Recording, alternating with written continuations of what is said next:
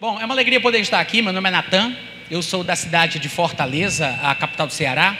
Mas em 96 eu me mudei para cá, para Campina Grande, e depois não voltei mais. Ainda fui para o Rio de Janeiro, passei 3 anos aproximadamente lá, casei, minha esposa está por aí cuidando do nosso filho. Voltamos para Campina e é onde nós moramos, e é daqui que a gente viaja. É daqui que a gente viaja pelo Brasil e por outros lugares do mundo ministrando a palavra. É uma alegria poder estar aqui. Eu espero que vocês estejam prontos para receber de Deus hoje à noite.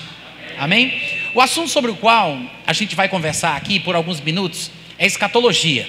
Escatologia é um assunto que às vezes assusta algumas pessoas, porque existem muitas linhas de pensamento, muitos pontos de vista, muitas divisões doutrinárias, ideológicas dentro da igreja cristã a respeito da questão escatológica, principalmente com o advento da internet, onde as pessoas criaram os seus canais, seus blogs, seus sites, e cada um fala aquilo que quer, e todo mundo ouve o que cada um diz. Então vira uma bagunça, vira uma confusão.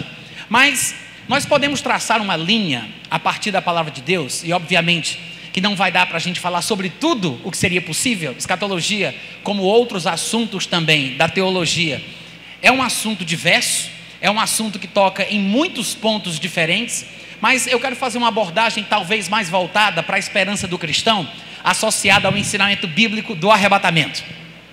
Vocês podem dizer amém de vez em quando? Muito obrigado, Deus abençoe a vossa família.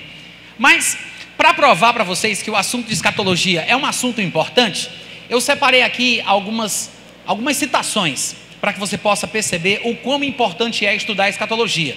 Em termos de Bíblia, de Gênesis a Apocalipse, 37 a 40% de toda a Bíblia é só sobre escatologia. São profecias, previsões e declarações sobre cumprimentos futuros. 47% aproximadamente de tudo o que a Bíblia contém é só escatologia. Então você observa que é um assunto relevante. Se você for falar em termos de Novo Testamento, por exemplo, de Mateus a Apocalipse, apenas 3 dos livros do Novo Testamento, eu disse 3, apenas 3 não falam sobre a volta de Jesus. O que quer dizer que de Mateus a Apocalipse, todos os livros falam mais ou menos sobre a volta do Senhor Jesus. Os únicos 3 que não falam são Filemão, 2 João e 3 João. E para quem sabe, para quem lembra, Filemão, 2 João e 3 João são livros de um capítulo só. São livros fininhos, pequenininhos. E talvez não se tenha falado sobre a volta de Jesus, porque não deu tempo. O assunto não desenvolveu a ponto de tocar no que parece ser o assunto principal de todo o Novo Testamento.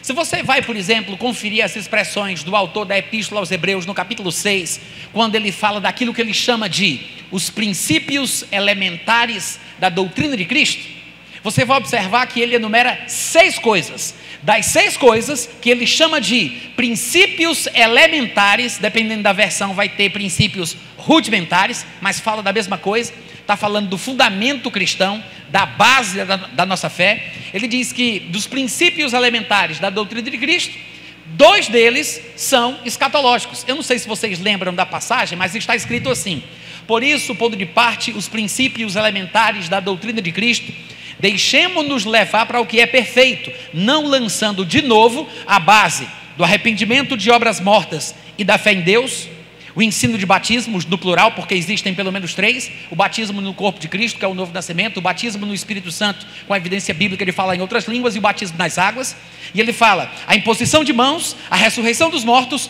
e o juízo eterno. 6 pontos que ele chama de princípios elementares da doutrina de Cristo.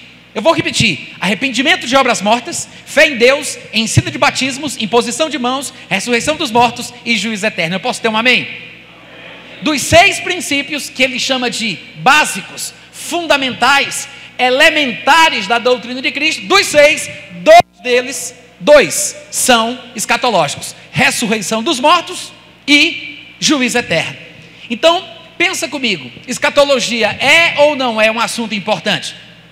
Sim ou não, gente? Sim, é um assunto importante. A despeito das divergências de opiniões, a despeito das confusões neste assunto, é um assunto considerado rudimentar. É um discipulado que tem que ser dado a todo novo convertido, porque é um princípio elementar da doutrina de Cristo. Quando eu não ensino escatologia para o novo convertido, eu estou fazendo um desserviço. Das epístolas que Paulo escreveu, e vocês sabem que Paulo foi um instrumento escolhido por Deus, que por ele foi escrito pelo menos 2/3 do Novo Testamento. Das epístolas que ele escreveu, há um debate para se decidir qual teria sido a primeira epístola. Alguns estudiosos dizem que pode ter sido Gálatas, outros acreditam que foi 1 Tessalonicenses e 2 Tessalonicenses. O fato é que as epístolas de Paulo aos Tessalonicenses ou foram as primeiras epístolas dele, ou foram as seguintes depois da primeira, que poderia ter sido Gálatas. O fato é que a epístola de Paulo, as epístolas de Paulo aos Tessalonicenses, tanto a primeira como a segunda, são o que nós gostamos de chamar de o Apocalipse de Paulo, porque lá ele fala exaustivamente sobre a vinda de Jesus, sobre a tribulação, sobre o anticristo, sobre o arrebatamento. Muito obrigado pelo entusiasmo, viu, gente? E é interessante observar o que Paulo tem para dizer sobre isso, porque Paulo, como eu disse, foi um instrumento escolhido a dedo. Jesus apareceu para Paulo, e como está escrito lá em Atos capítulo 26, Jesus disse para ele: eu te apareci, Paulo, por isso, para te constituir como ministro e testemunha, tanto das coisas em que me vistes, como daquelas pelas quais te aparecerei ainda. Então Jesus disse: você vai ministrar e você vai testemunhar das coisas que você vai ver agora e vai ver e ouvir nas coisas que eu ainda vou falar com você posteriormente. Nós temos 3 textos que falam sobre o chamado e sobre o ministério de Paulo no livro de Atos. No capítulo 9, no capítulo 22 e no capítulo 26. Nos 3 textos, depois você pode conferir em casa, você vai ver a importância e o lado sobrenatural e espetacular do ministério de Paulo. Ele foi tão capacitado por Deus de forma sobrenatural, não que ele não fosse um homem estudioso, não que ele não fosse um homem letrado, não que ele não fosse um homem que perseverasse no estudo da palavra. Eu não estou falando isso, mas eu estou falando que a sua capacitação para ministrar e escrever 2/3 do Novo Testamento não foi por causa de formação intelectual, ou porque ele passou por um seminário, ou porque ele teve qualquer tipo de treinamento neurolinguístico. Foi porque Jesus revelou para ele. É por isso que ele confirma esta verdade lá em Gálatas capítulo 1, versículo 11, quando ele diz: faço-vos, porém, saber, irmãos, que o evangelho por mim anunciado não é segundo o homem, porque não o recebi, nem o aprendi de homem algum, mas mediante revelação de nosso Senhor Jesus Cristo. Paulo disse isso.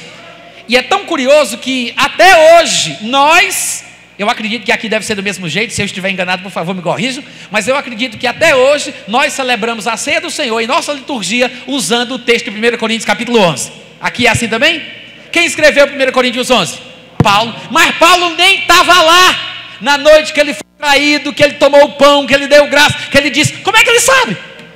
Por que a gente usa o texto de Paulo? Por que não usar textos dos evangelistas, dos que escreveram evangelhos que levam o seu nome, que estavam talvez mais próximos? Por quê? Porque a revelação que Paulo recebeu de Jesus sobre a ceia é muito mais clara, muito mais objetiva. E a razão de a gente usar o texto de Paulo, mesmo sem perceber, é porque Paulo só soube sobre o significado da ceia, porque Jesus contou para ele. Não foi ele que disse? 1 Coríntios capítulo 11, versículo 23, porque eu recebi do Senhor o que também vos entreguei. Ele disse. Como é que Paulo sabe o que foi que ele disse na noite que ele foi traído? Como é que ele sabe o que foi que ele falou quando ele tomou o pão, quando ele levantou, quando ele disse: eu recebi do Senhor. Amém, gente? Por que é importante a gente entender isso? Porque quando entendemos a relevância do ministério de Paulo e de onde vêm as coisas que ele tinha para dizer, que é de revelação pura e pessoal das aparições de Jesus Cristo a ele, nós entendemos então por que ele é o único no Novo Testamento que fala do arrebatamento. Você não vai encontrar Pedro falando do arrebatamento, você não vai encontrar João falando do arrebatamento, não tem ninguém que fala do arrebatamento no Novo Testamento. Até Jesus se restringiu a falar pouquíssimas palavras sobre o arrebatamento, porque provavelmente reservou pela sua soberania para Paulo a função, a tarefa de fazer exatamente isso.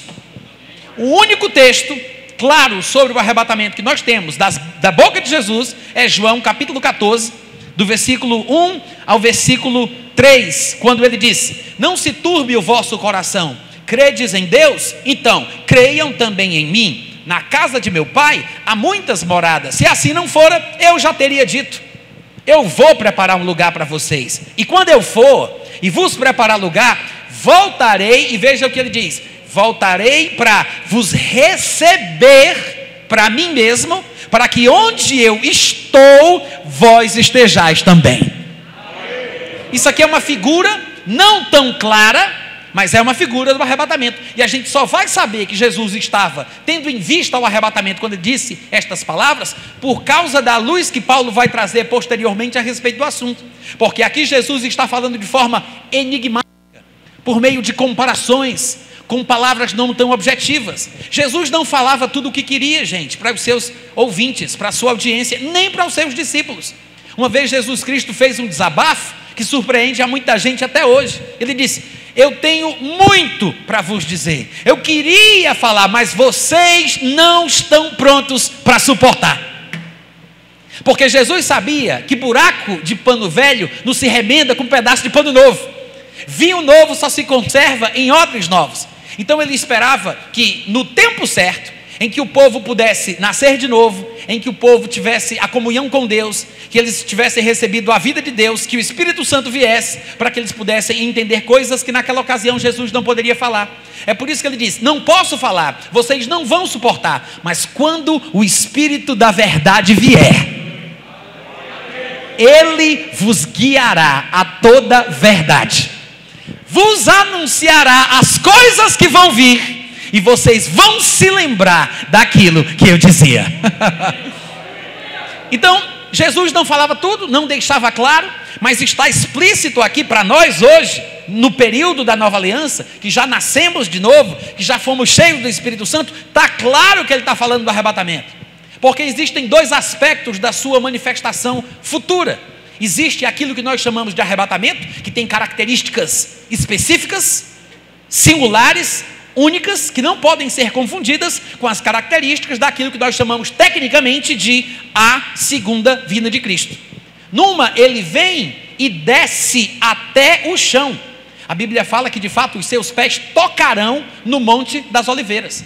Quando, por exemplo, ele subiu ao céu, ao terceiro céu, que a Bíblia também chama de paraíso, onde está o trono de Deus, para flexionar os seus joelhos, se assentar à direita da majestade nas alturas, quando ele subiu, os discípulos o viram subir, a ponto de atravessar todas as camadas atmosféricas, a troposfera, a estratosfera, a ionosfera, a termosfera, a exosfera, atravessou todo o céu atmosférico, atravessou o céu cósmico, que é o segundo céu, chegou no terceiro céu, que a Bíblia chama de céu dos céus, que é onde está o paraíso, assentou-se à direita da majestade nas alturas. E Colossenses 3:1 diz: pensai nas coisas que são do alto, onde Cristo vive sentado à direita de Deus.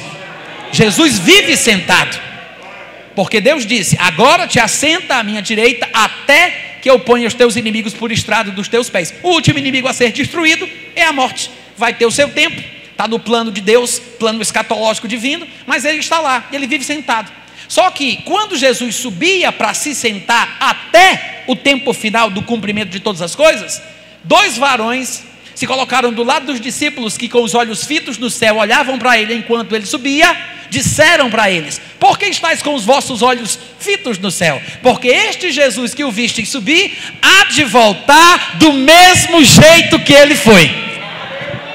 O que significa isso? Significa que a volta de Jesus será igual à ida de Jesus. Todo olho o verá. Assim como um relâmpago que sai do ocidente e se mostra no oriente, todos hão de ver Jesus Cristo na sua vinda.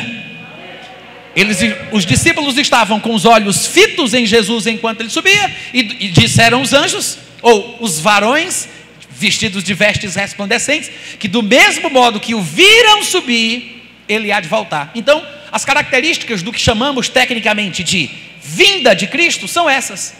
É uma coisa visível, ele desce até o chão.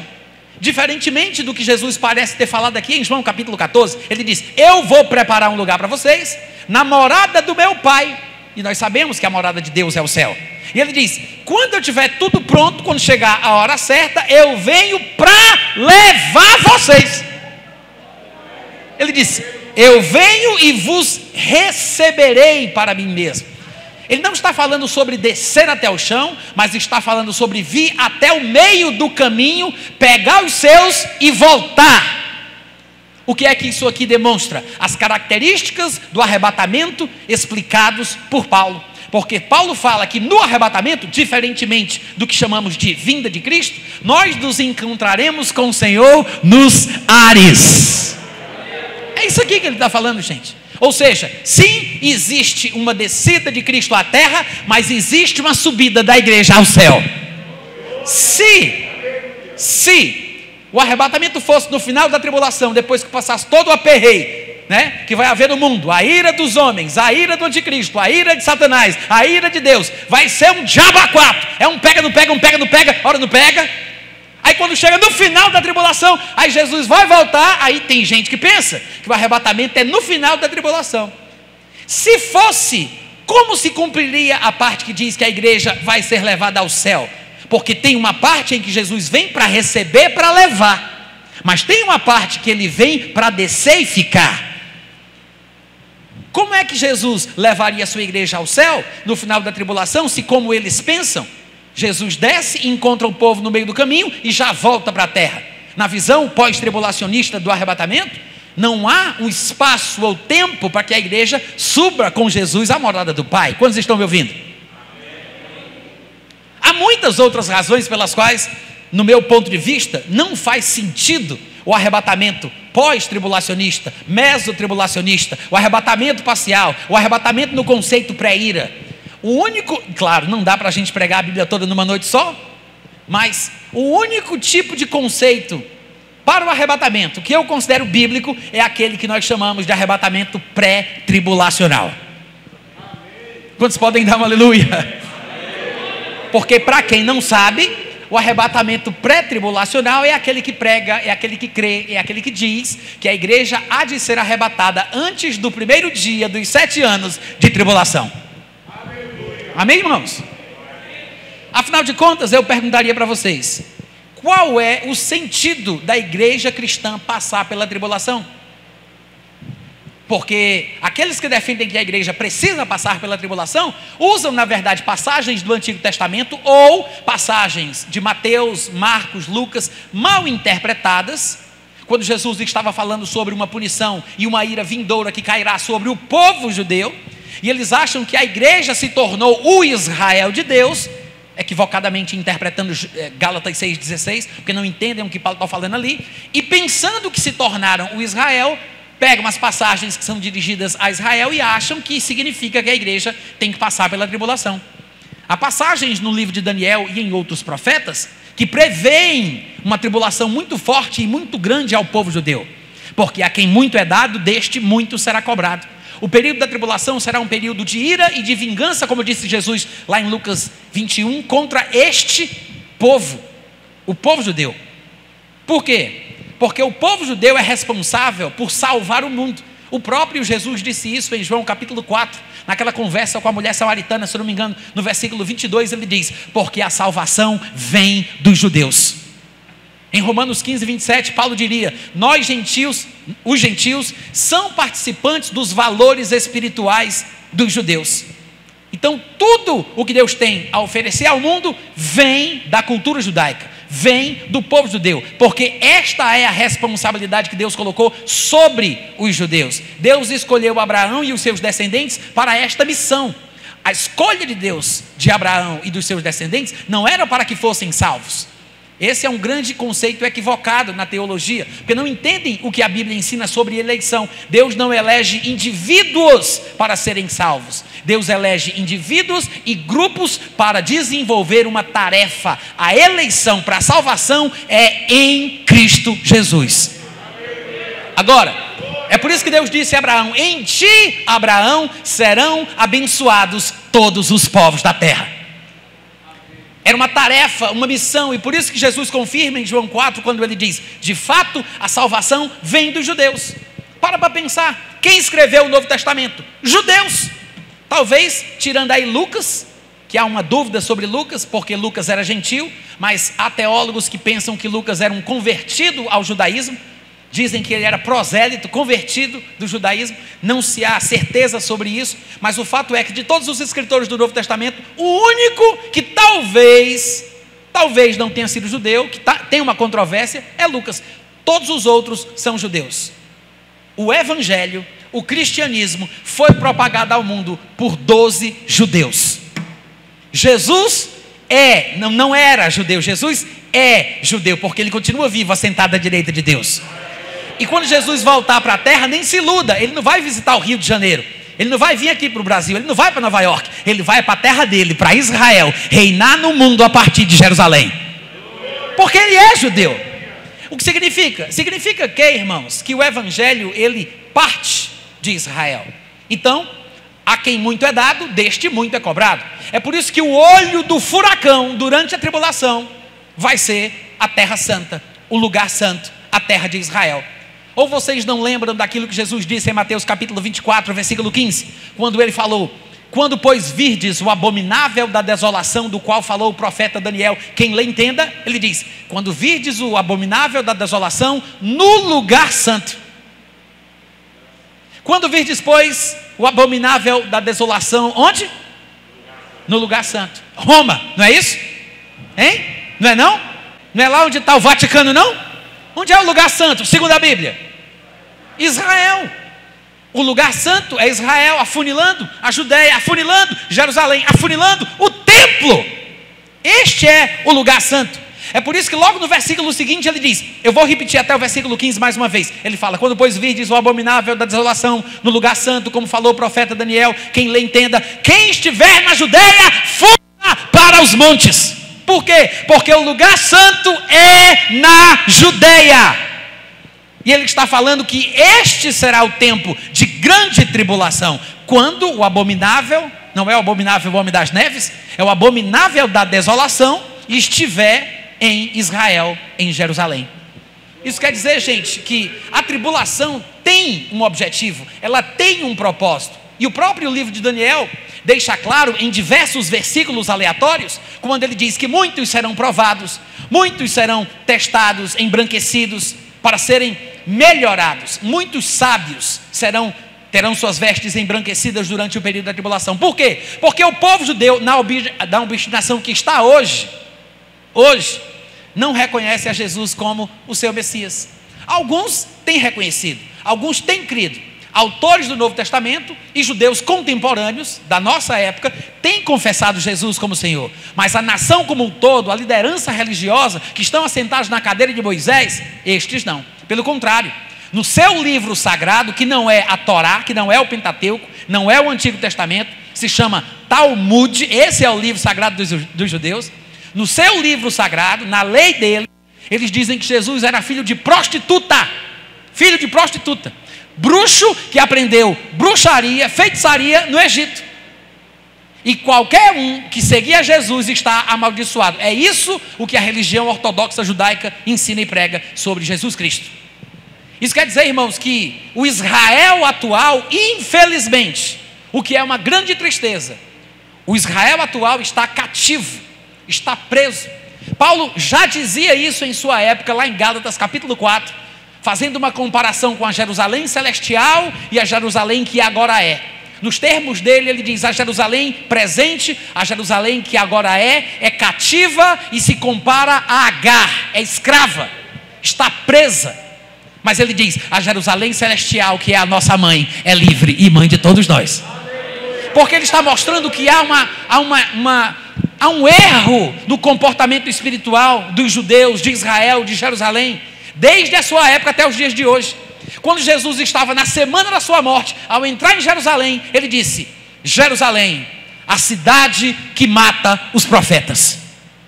Gente, que coisa triste de Jesus chamar Jerusalém dessa forma, porque cidades ganham frases e ganham fama por certas coisas, como por exemplo, o Rio de Janeiro, a cidade maravilhosa, Paris, a cidade das luzes, Fortaleza, a capital da alegria. Mas Jerusalém, Jesus disse, cidade que mata os profetas.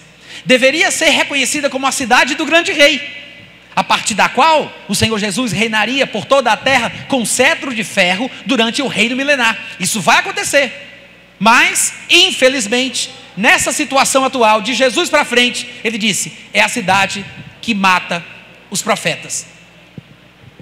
E Jesus disse: vocês não me verão novamente.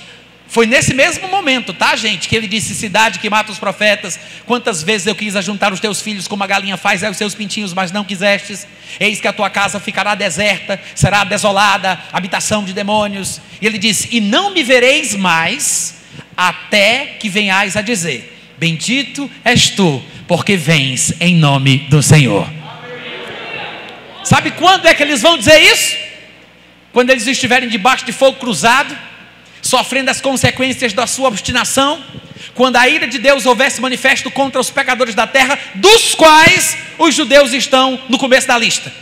Porque a glória de Deus, a graça de Deus, a vida de Deus, a imortalidade vem primeiro para o judeu e depois para o grego. Mas a ira, a tribulação, a indignação e tudo que não presta, vem para o judeu primeiro e depois para o gentil. Paulo explica isso muito bem lá em Romanos capítulo 2. A ira de Deus se revela do céu contra a impiedade dos homens por deterem a verdade em troca da injustiça.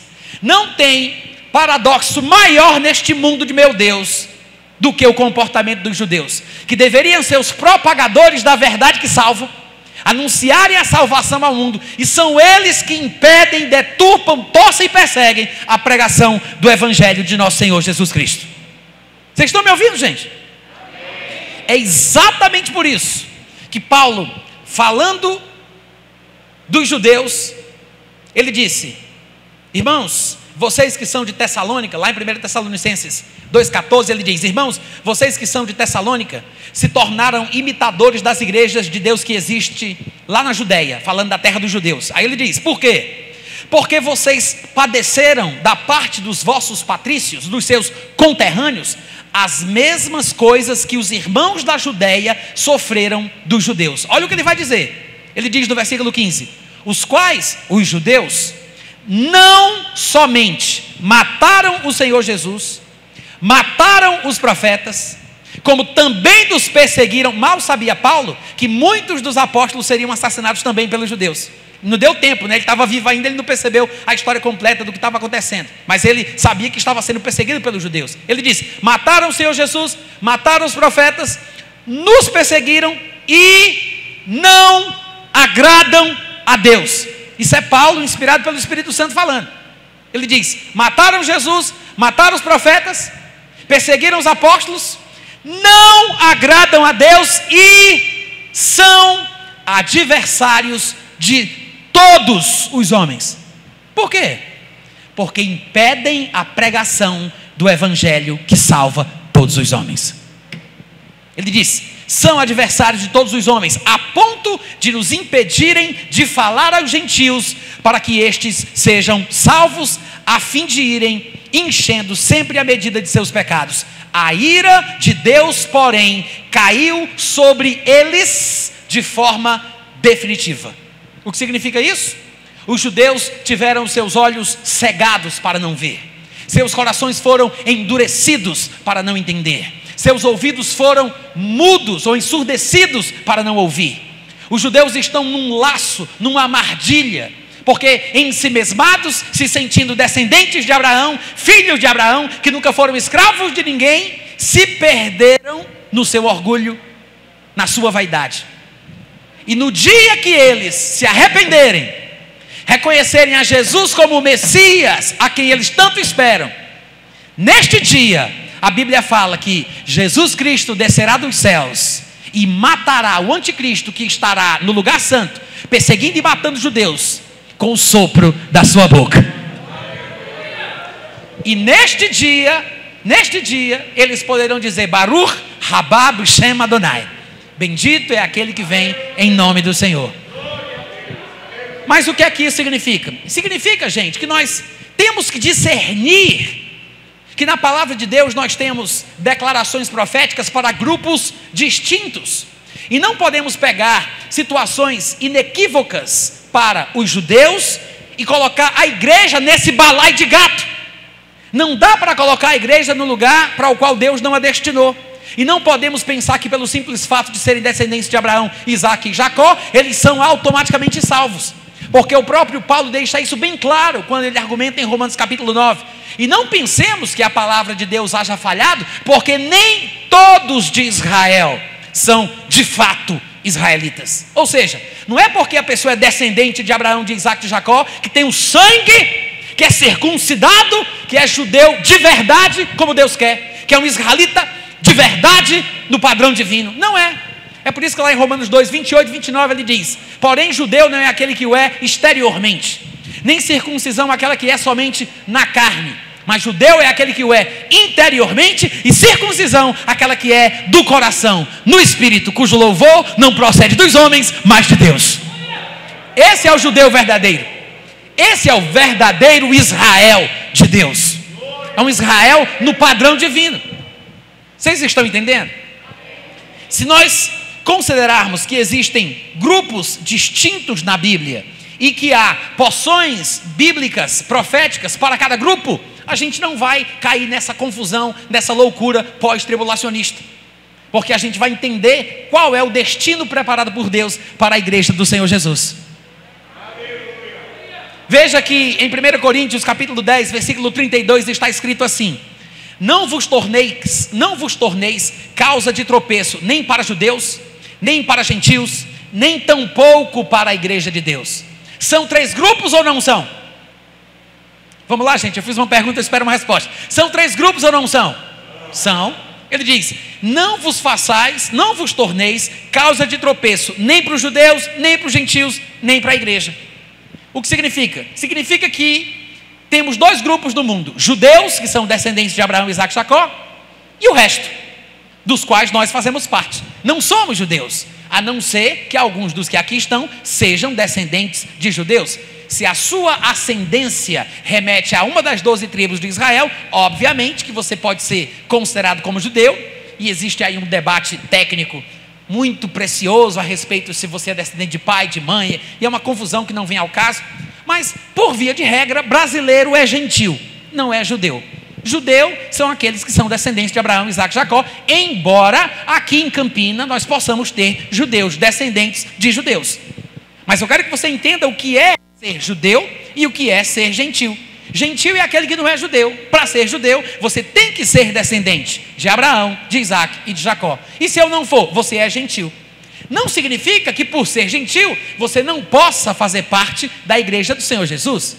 E não significa que só gentil pode fazer parte da igreja, porque a igreja do Senhor Jesus é formada por judeus e por gentios. É por isso que a Bíblia fala que dos 2, ele fez um novo homem.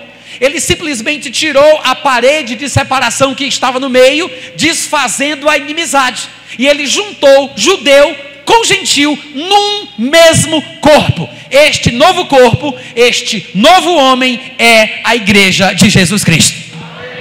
Então quais são os 3 grupos?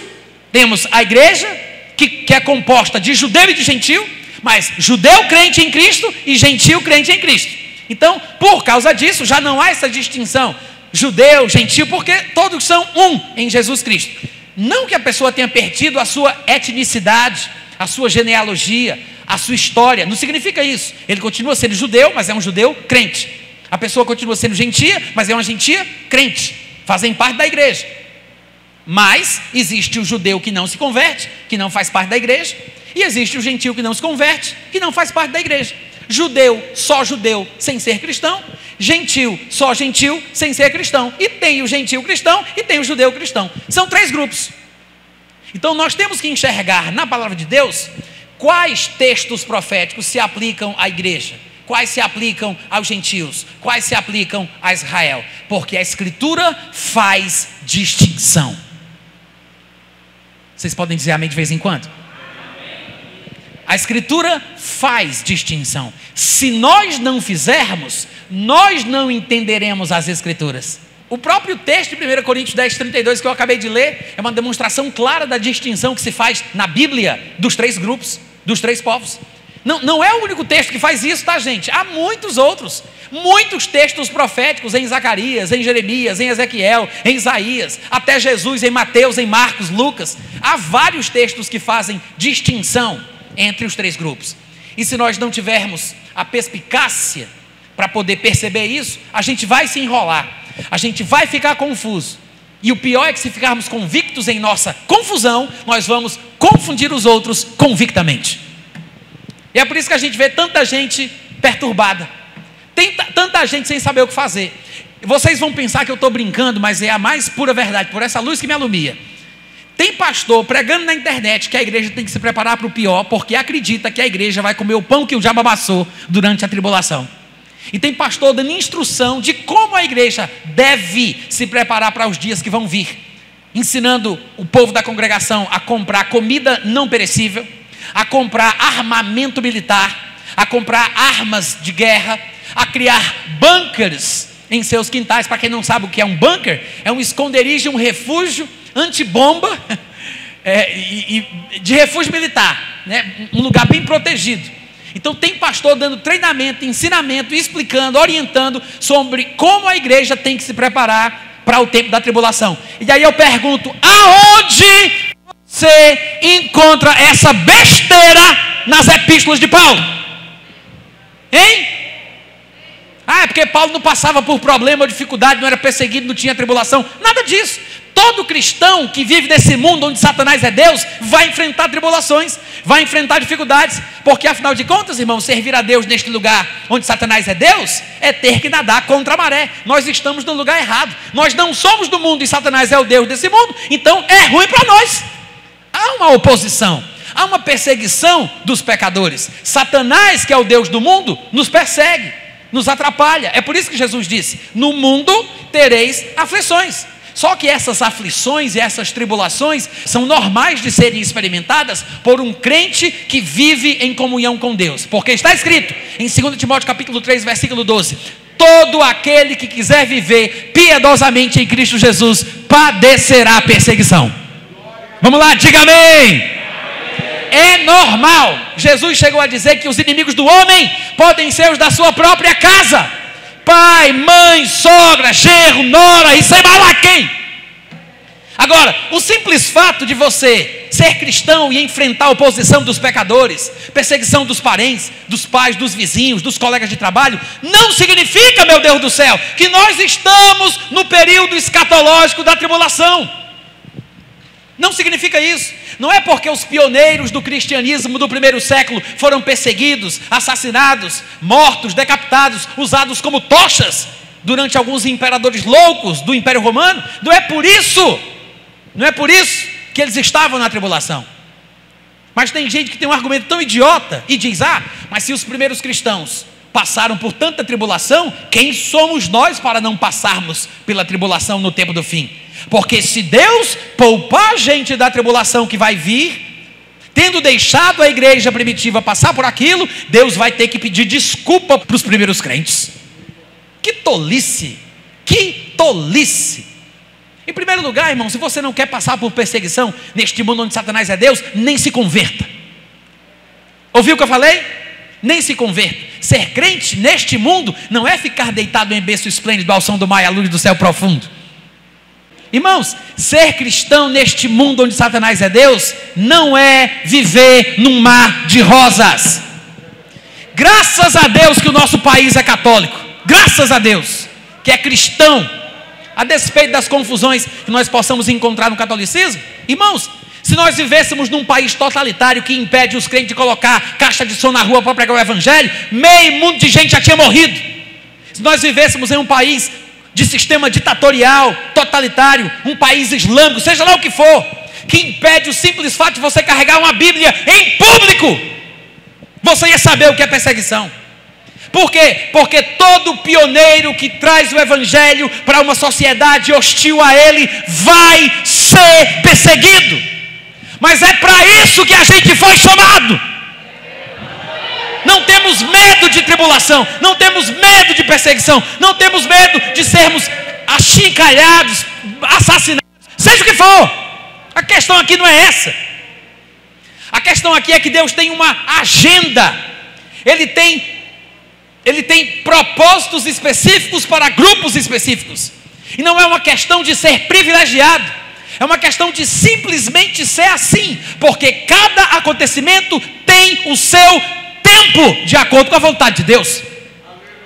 Porque lá em Atos 17, ele disse aos atenienses que se encontravam no Areópago: Deus, ele fez toda a raça humana a partir de um só homem, havendo fixado previamente os tempos estabelecidos e os limites da sua habitação, para que buscassem a Deus, se porventura tateando pudessem achar. Se bem que ele não está longe de cada um de nós, porque nele vivemos, existimos e nos movemos. Como disse um dos vossos próprios poetas, somos filhos de Deus. Se somos filhos de Deus, não pensemos que Deus seja semelhante ao ouro, à prata ou a pedras preciosas trabalhadas pela arte e pela imaginação humana.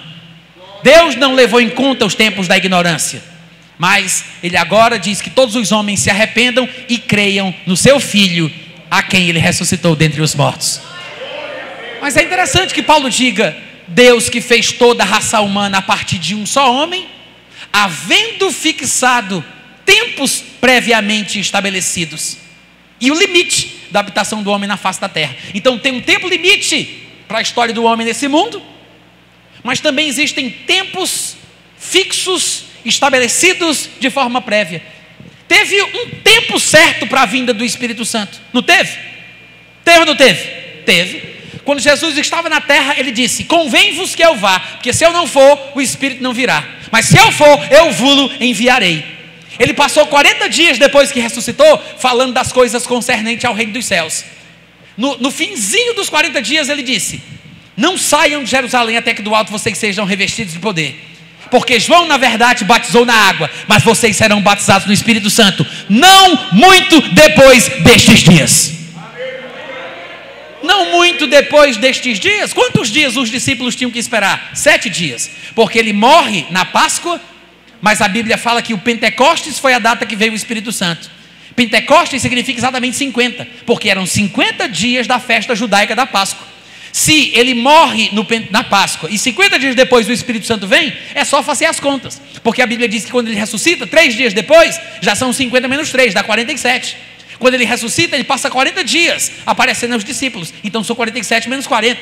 Só falta 7 para se cumprir os 50 dias para a festa do Pentecostes. Então antes dos 7 dias se cumprirem, antes de se completarem os 50, ele diz: o Espírito Santo vai vir, não muito depois destes dias.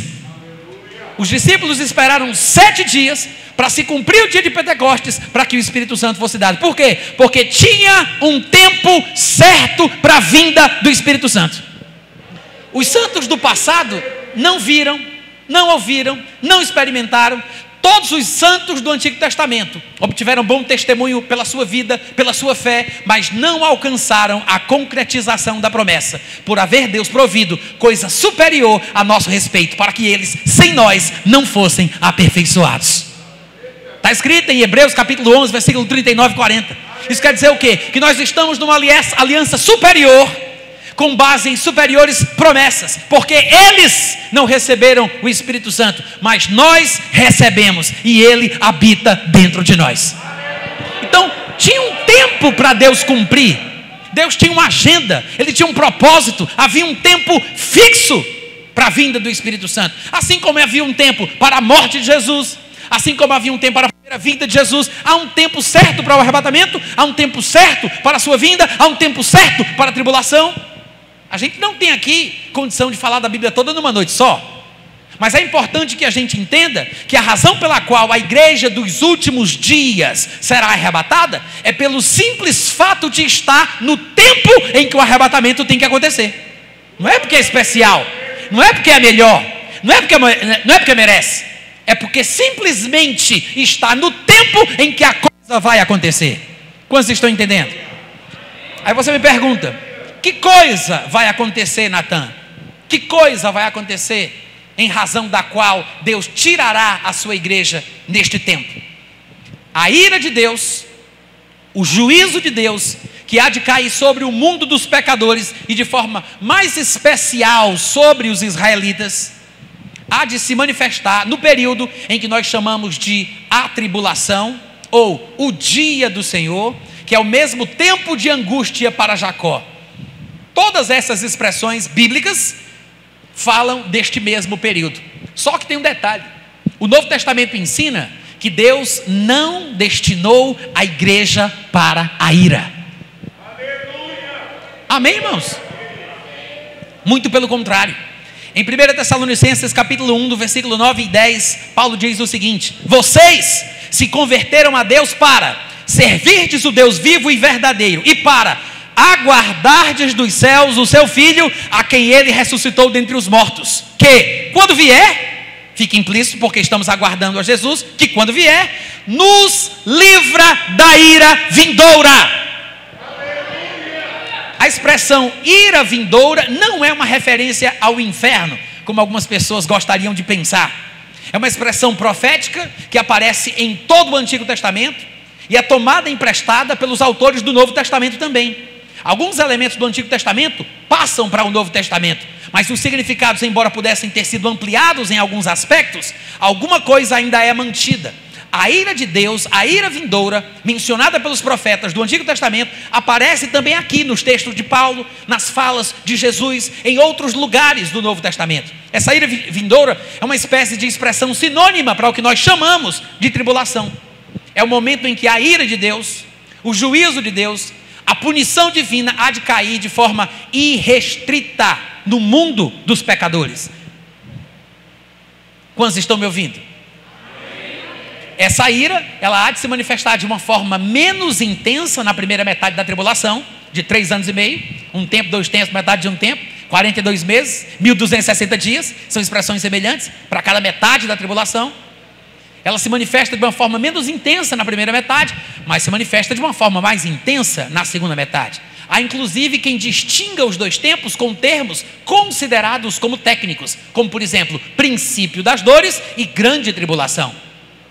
O fato é que a gente tem que entender que será um período de 7 anos. E esse período de 7 anos é determinado ou delimitado como 7, porque lá em Daniel capítulo 9, ele falava sobre o anticristo que haveria de vir, e ele disse que ele faria um tratado, uma aliança, um acordo internacional com muitos. Alguns pensam que seria muitos judeus, porque o tratado e o acordo, a aliança seria somente com Israel. Mas talvez seja um tratado internacional dos quais os israelitas farão parte. Sabemos que o povo de Israel está incluído, porque versículos seguintes em Daniel 9 deixa explícito que depois de ter feito a aliança de 7 anos, ele vai quebrar o acordo com os judeus e vai persegui-los em sua prática religiosa, vai tirar os sacrifícios que ele oferece, vai invadir o templo e vai profanar o santuário. Então a gente sabe que os judeus estão dentro do acordo, dentro desta aliança, que provavelmente seja um tratado internacional, que na cabeça dos judeus vai haver paz e segurança, porque eles vão poder orar, vão poder adorar, o templo vai estar de pé. Mas o anticristo, ele vai entrar no santuário de Deus como se fosse o próprio Deus. Ele vai usurpar uma posição que não é dele. Ele vai matar muitos judeus. É por isso que Jesus disse: quando vocês virem o abominável da desolação no lugar santo, do qual falou o profeta Daniel, quem estiver na Judeia, fuja. Será um tempo de angústia, de dor e tribulação, como nunca, jamais houve no mundo que Deus criou, nem jamais haverá. Então não adianta você comparar o período da tribulação com o sofrimento dos primeiros crentes do período da igreja primitiva.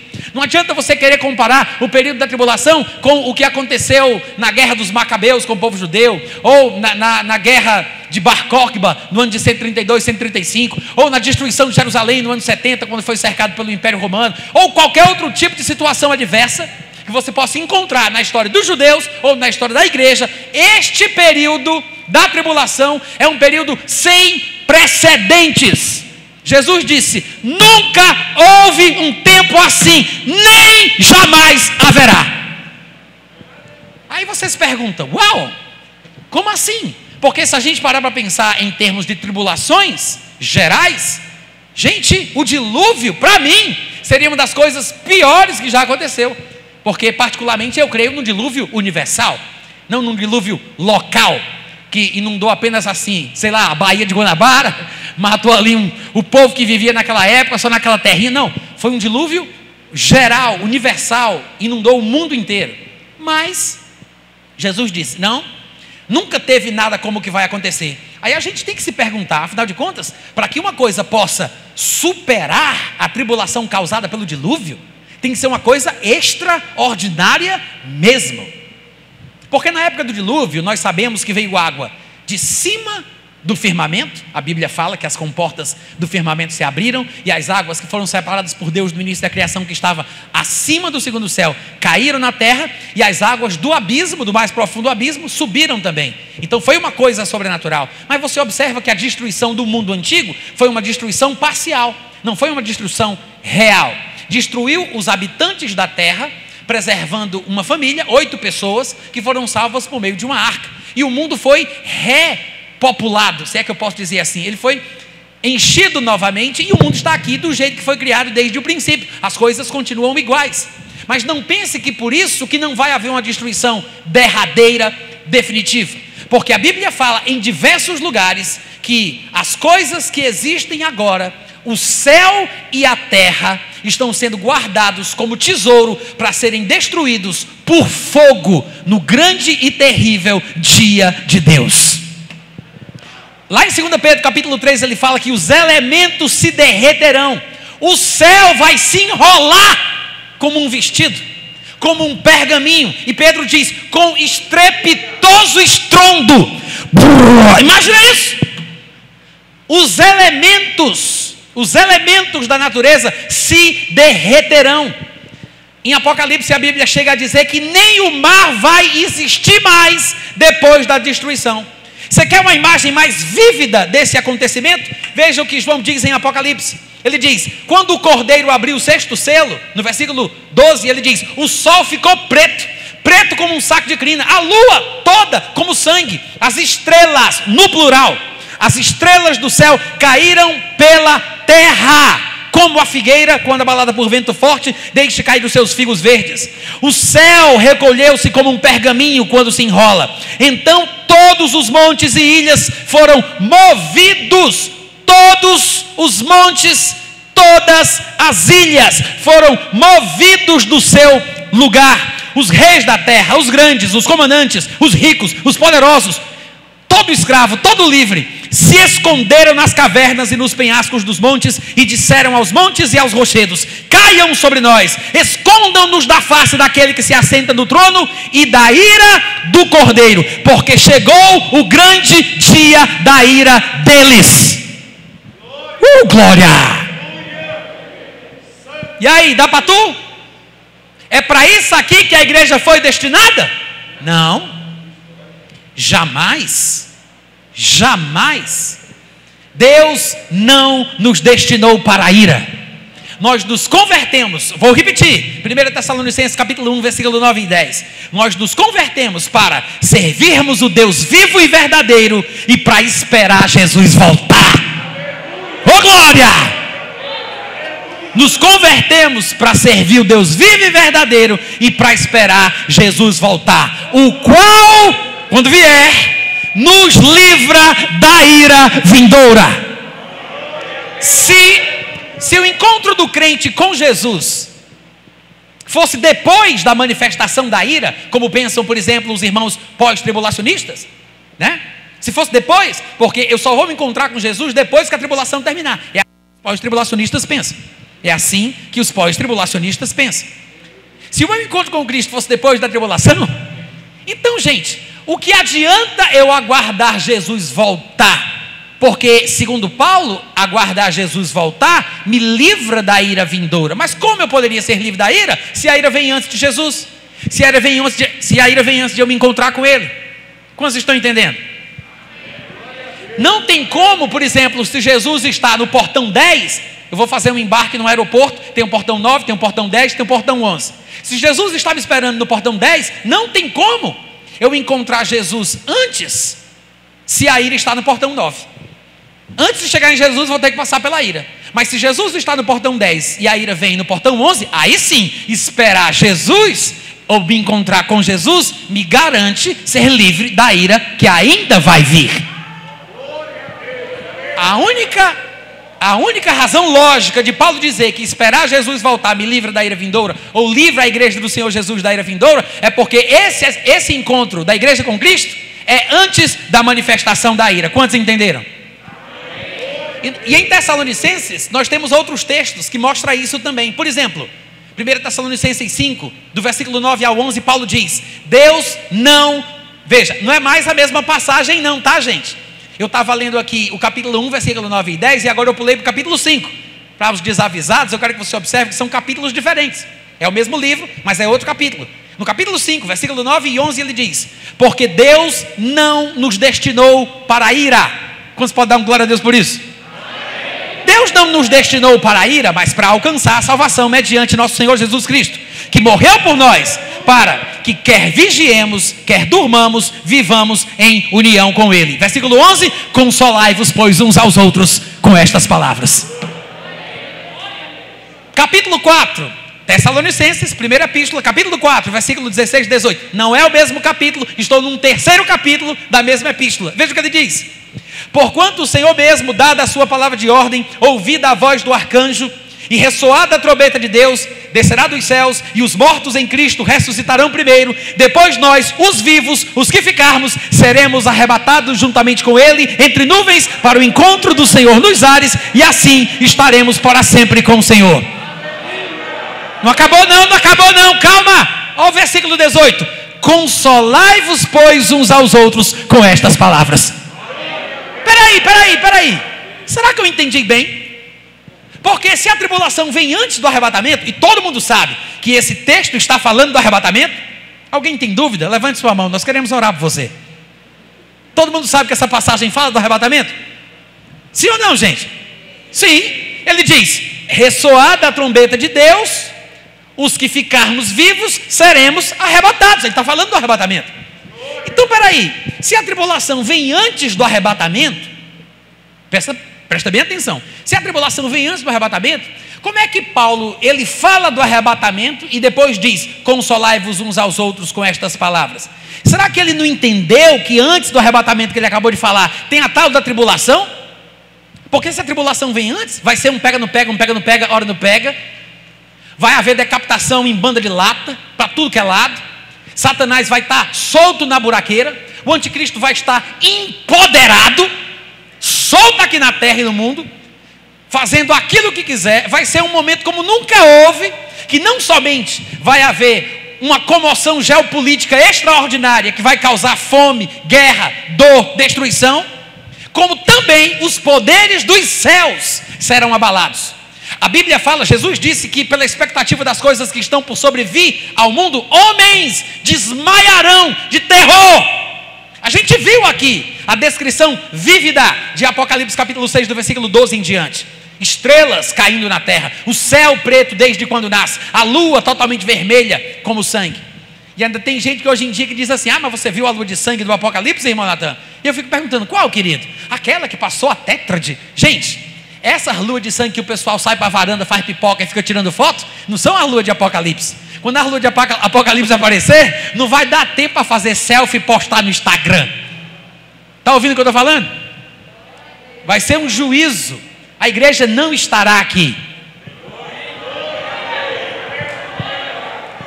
Porque se a tribulação fosse antes, não faria sentido Paulo ter dito o que ele disse em 1 Tessalonicenses 1, 9 e 10, em 1 Tessalonicenses 5, 9 a 11, em 1 Tessalonicenses 4, 16 a 18. A tônica dos três textos é o consolo, é o conforto. E de fato ele termina dois destes textos dizendo: consolai-vos, pois, uns aos outros. Consolai-vos, pois, uns aos outros com estas palavras. Faz sentido a tribulação vir antes do arrebatamento e depois ele dizer isso? Não faz. Para pensar. Bom, como vocês sabem, vai vir a tribulação primeiro, vai ser um pega do pega, vai ser morte, vai ser tiro, vai ser decapitação, vai ser uma coisa horrível. Alguns vão morrer, outros vão viver, mas no final de tudo vocês vão ser arrebatados. Consolai-vos uns aos outros com estas palavras. Tem consolo aí, gente? Tem consolo aí? Não tem. Por quê? Porque se a tribulação vem antes, não tem como a pessoa estar consolada, porque pode ser que ela não sobreviva para ser arrebatada no final da tribulação. E eu até faço uma pergunta: arrebatado para quê? Depois da tribulação, vai ser arrebatado para quê, criatura? Qual finalidade? Em qual sentido? Qual propósito? Quantos estão me entendendo? Irmãos, nós fomos destinados para experimentar a salvação de Deus.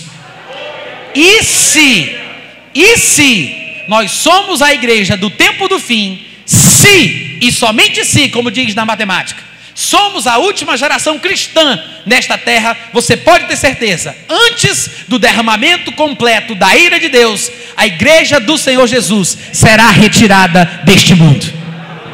Assim como foi nos dias de Noé, assim como foi nos dias de Ló, será nos dias do Filho do Homem. Comiam, bebiam, casavam, davam-se em casamento, plantavam, colhiam, edificavam. Quando de repente Noé entrou na arca, veio o dilúvio e destruiu os outros. Ló saiu de Sodoma, saiu de Gomorra, choveu fogo do céu e destruiu os outros. Mas a preservação de Ló, a preservação de Noé é uma figura do que há de acontecer com a igreja do Senhor Jesus.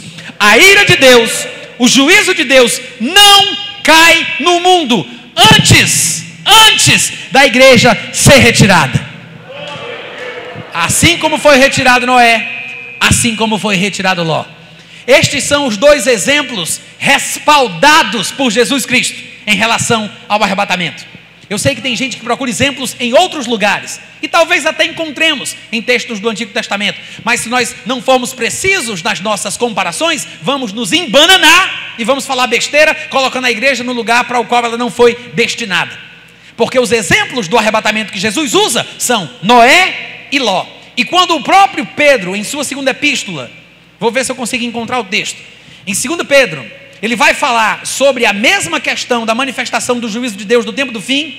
Ele usa os exemplos de Noé e de Ló. Veja, no versículo 4, em 2 Pedro capítulo 2, ele diz: ora, se Deus não poupou anjos quando pecaram, antes, precipitando-os ao inferno, os entregou a abismos de trevas, reservando-os para juízo, e não poupou o mundo antigo, mas preservou Noé, pregador da justiça, e mais 7 pessoas, quando fez vir o dilúvio sobre o mundo de ímpios, e, reduzindo a cinzas as cidades de Sodoma e Gomorra, ordenou-as à ruína completa, tendo-as posto como exemplo a quantos venham a viver impiamente, e livrou o justo Ló.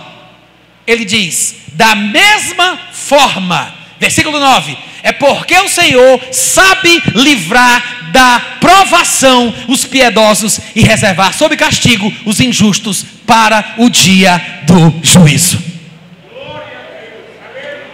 Os mesmos exemplos de Jesus, Noé e Ló, ele disse, vai ser como nos dias de Noé e Ló, ou seja, primeiro Noé saiu, primeiro Ló saiu, aí veio o dilúvio, aí veio o fogo do céu. Primeiro a igreja vai ter que sair e depois virá a ira do Senhor sobre este mundo. Amém, irmãos? Não se desesperem, não vos perturbeis, quer por palavra, quer por epístola, ou como se algum pregador estivesse interpretando corretamente a palavra de Deus, dizendo que nós passaremos pela tribulação ou pelo dia do Senhor, pelo tempo de angústia para Jacó, porque isto não acontecerá sem que primeiro venha a retirada, a partida, a separação do corpo de Cristo deste mundo, e somente depois seja revelado o iníquo, a quem o Senhor Jesus matará com o sopro da sua boca, quando ele voltar dos céus, com todos os seus santos que já houveram sido arrebatados. Amém? Fica na paz de Deus, obrigado pelo carinho. Deus abençoe a cada um de vocês em nome de Jesus.